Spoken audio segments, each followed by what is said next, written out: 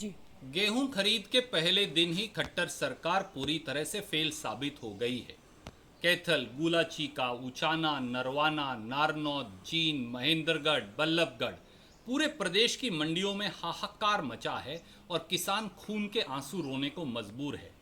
कहीं मंडियों में खरीद एजेंसियां ही नहीं, कहीं किसी किसी मंडी के अंदर बारदाना नहीं, कहीं आड़ती हड़ताल पर है, कहीं किसान का नाम ही नहीं, कहीं किसान का नाम है तो 40 क्विंटल की बजाय 4 क्विंटल गेहूं खरीदी जा रही है। पूरी तरह से बद इंतजामी और बदहाली है और खट्टर सरकार पूरी कान के नीचे हाथ रखकर सोए पड़ी है। ये ऐसे ही है कि जब रोम जल रहा था तो नीरो बांसुरी बजा रहा था। खट्टर साहब, आपसे हमारे 5 सवाल हैं।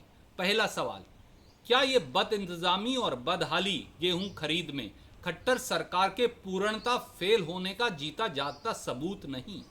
दूसरा सवाल, खट्टर सरकार किसान, आड़ती और मजदूर के गठजोड़ को क्यों तोड़ रही है?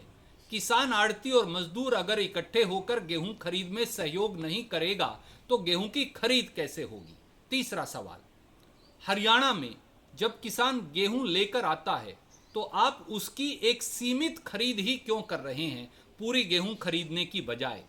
अगर इस प्रकार से 20 दिन पहले से ही गेहूं की खरीद देर हो गई और अगर थोड़ी थोड़ी करके गेहूं खरीदेंगे तो 30 दिन का जो गेहूं खरीद चक्र है वो बढ़कर 90 से 120 दिन हो जाएगा। ऐसे में किसान अपनी फसल का भंडारण कैसे करेगा, मजदूर को पैसा मेहनताना कैसे देगा, पट्टे का पैसा कैसे देगा और अगली फसल की बुआई कैसे करेगा?